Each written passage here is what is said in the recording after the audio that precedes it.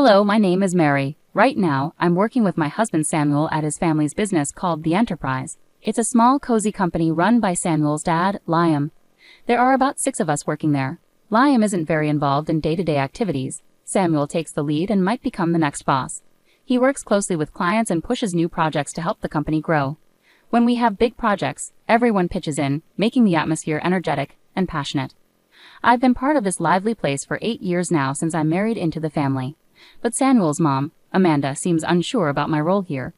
Recently, when I got home early to cook dinner and Samuel stayed late at the office, Amanda confronted me with some tough words. She asked me, "How long do you plan to stick around in our family's business?" Her tone sounded critical and disapproving. Since Amanda retired, she started criticizing my decisions instead of enjoying her free time. I tried to stay calm and asked her, "What do you mean by clinging?" She replied sharply, suggesting I married Samuel out of necessity, and now took advantage of working at their company. This wasn't the first time she accused me like this. It was happening more often. When I got married, I chose to leave my old job and join Samuel's family business. It was my decision, not because I had no other options, as Amanda seemed to think. Trying to explain, I told her, "Mom, I could work somewhere else if I wanted. I chose to be here." But she brushed it off, convinced she understood my motives. The tension with my mother-in-law went beyond words. Despite promising to take over household duties after retiring, she rarely helped, leaving Liam to often ask for her assistance with chores. Instead, she insisted, "I've worked my whole life. Now it's the daughter-in-law's turn to handle things at home." So I often ended up managing dinner and cleaning up afterward. One afternoon, I gathered my courage to address a household issue that was bothering me. "Amanda," I started cautiously, "I've noticed dishes often pile up in the sink. It would be helpful if you could clean up after your meals." Instead of understanding, she reacted strongly. She accused me of crossing boundaries and questioned my right as her daughter-in-law to set rules in her home. Feeling drained by our argument, I knew time was slipping away. If I didn't start dinner soon, we'd eat very late. Despite my frustration, I stayed calm. "Mom, let's talk more later," I suggested, hoping to ease the tension for now and focus on cooking. Amanda seemed to calm down and left for the living room, leaving me alone with the noise of kitchen utensils. Liam and Samuel had seen Amanda treat me this way before. They tried to step in when they could, but it didn't seem to change much. When they addressed the issue, they looked concerned and frustrated, wanting our family to get along better. Ironically, whenever Liam and Samuel confronted Amanda about her behavior, it often made her angrier at me, making her hostility worse. Her usual calm and gentle manner would turn into contempt, and her words hurt deeply, even though she never physically harmed me. Liam and Samuel's support became my sanctuary, helping me endure Amanda's hurtful comments. One tough morning, after I cleaned up from breakfast and was getting ready for work, Amanda suddenly exclaimed, "Oh dear, what a mess. It looks like a garbage dump here." Out of nowhere, she poured a bucket of water on my handbag. I stood there in shock, feeling a mix of disbelief and anger. "Why would you do that, Amanda?" I managed to ask, my voice shaking. Amanda's reply was dismissive, almost playful, like a mischievous child. "Oh, was that your stuff? I thought it was just a big piece of trash." Her casual attitude made me even more furious. Even if you thought it was trash, who pours water on something? I argued, struggling to grasp her lack of consideration. In the morning light, sitting across from Amanda in our living room, her expression was cold and determined, as if she had decided on a drastic action. "What on earth are you thinking? Now the carpet's soaked, and what about my things?" I blurted out, feeling a mix of confusion and frustration as I hurriedly took out the wet items from my bag. Important work documents lay spread out on the table, drying off. Amanda looked at me with a chilling calmness, showing no remorse or concern for the chaos she had caused. "You don't need to go to work anymore," she said flatly. I was completely stunned by her statement. "Excuse me?" I replied, filled with disbelief and shock. Amanda's next words hit me hard. "You've been hanging around this house for 8 years, but today I can finally get rid of you." Her voice dripped with venom and determination, a side of her I'd never seen before. My mind raced with sadness.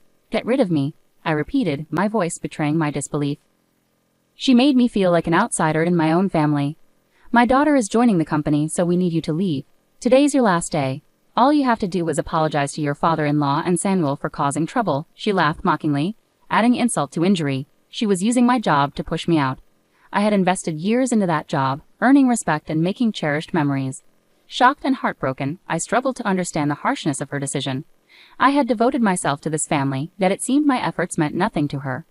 "Are you sure about this? Wasn't Emma working at a clothing store in Philadelphia?" I asked, my voice showing my confusion and concern. My job meant more to me than just a paycheck. It was my path to personal fulfillment. Meanwhile, Emma, my sister-in-law, tired of city life and its impersonal nature, decided to come back.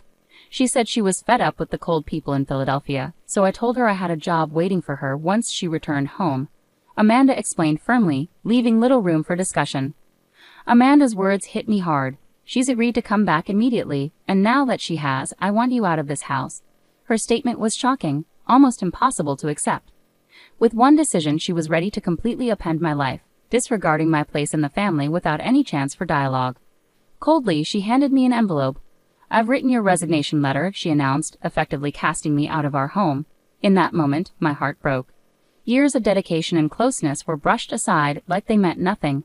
Her actions ripped apart the bonds that held our family together, leaving them irreparably damaged. With a heavy heart, I walked the short 5 minutes to the company, a route I knew well, but today it felt heavy with emotions. Each step under the cool morning sky carried the weight of the situation unfolding. When I entered the office I shared with Liam, my father-in-law, and Samuel, my husband, I told them about Amanda's harsh ultimatum. They looked shocked and held back their anger, staying composed despite the turmoil. They cautiously suggested it might be best for me to step back for a while to show Amanda the impact of her demands. This suggestion threw my heart into even more confusion. After years of working hard at our family business, the idea of taking a break longer than the usual holidays like Thanksgiving or Christmas seemed strange and overwhelming. Encouraged by Samuel and Liam's supportive words, "Why not take a step forward and try something new?" I decided to take a short trip. As I packed, my mind raced with thoughts about my life, the decisions I had made, and what lay ahead in the future. Meanwhile, my sister-in-law Emma, who was supposed to take over my role at the company, arrived shockingly late at 2 p.m. Her casual attitude left Samuel and Liam bewildered and frustrated.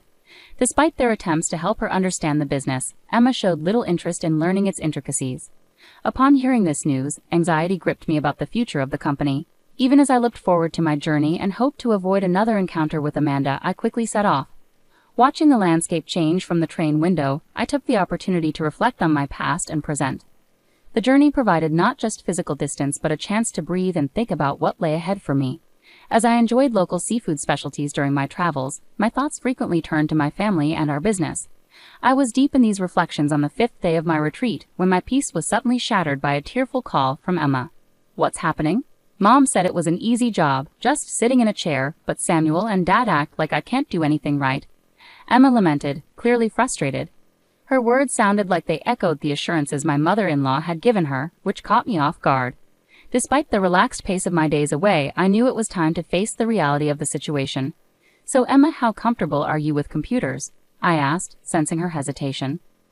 "Well, I mostly watch videos and play games online," she replied, hinting at her limited technical skills.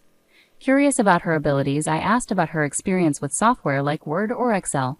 Her confused response surprised me, given her background in the apparel industry in Philadelphia, where tasks like tracking sales and managing inventory would typically require basic computer knowledge. "Can you handle sales calculations or fill out documents?" I questioned further.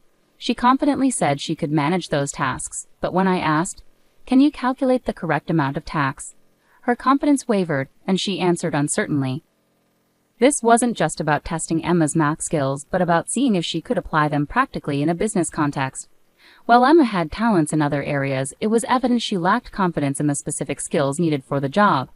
Her discomfort with calculations seemed to be a significant factor in the criticism from Liam and Samuel.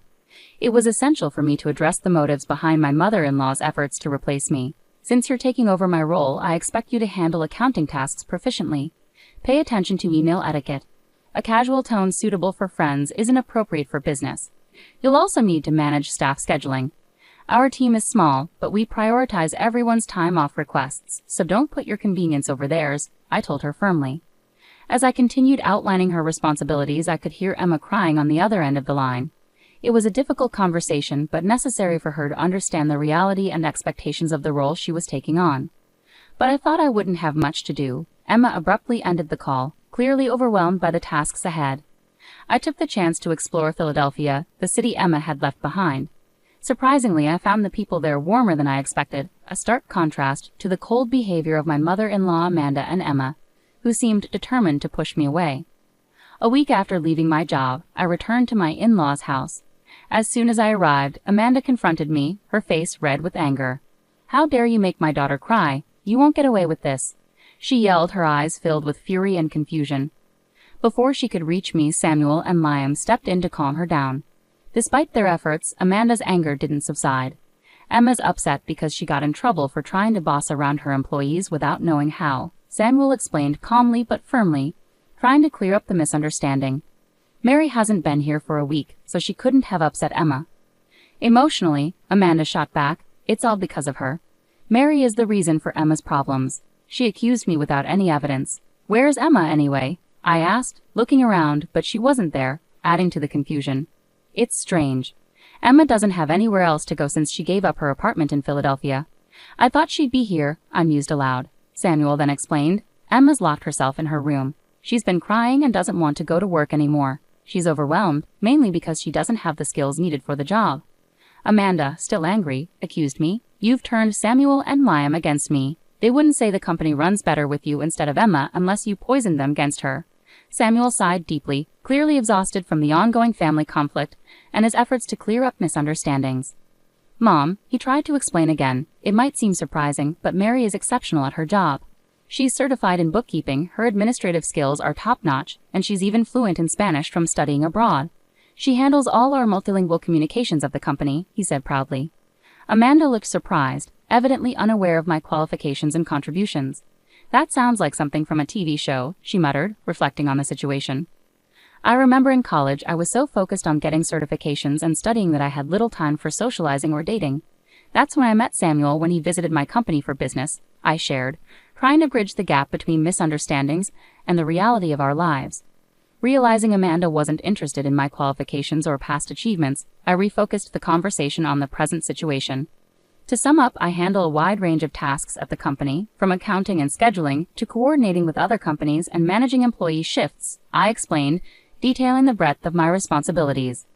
Samuel chimed in, "The work environment has improved significantly since you took a step back, Mom." His remark visibly surprised Amanda. Just then, Liam, Samuel's father, interjected with a startling revelation. "We're considering closing down the company soon." Emma made a serious error. Instead of completing some crucial documents, she opted to take phone calls because she thought it would be more enjoyable while we were away.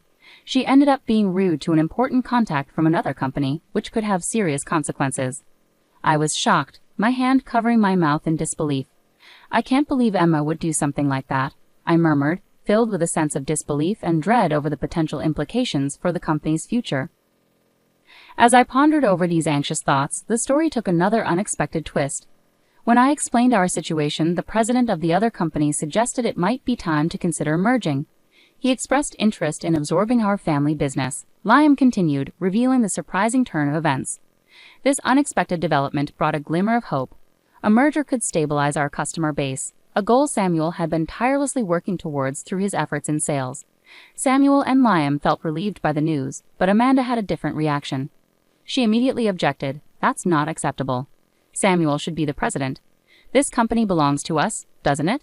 He shouldn't just become an employee." Amanda exclaimed passionately, unwilling to entertain the idea of losing the status and control that came with owning the company. Her outburst drew Emma downstairs to see what was happening. Amid the chaos, Liam's calm but firm voice cut through the tension.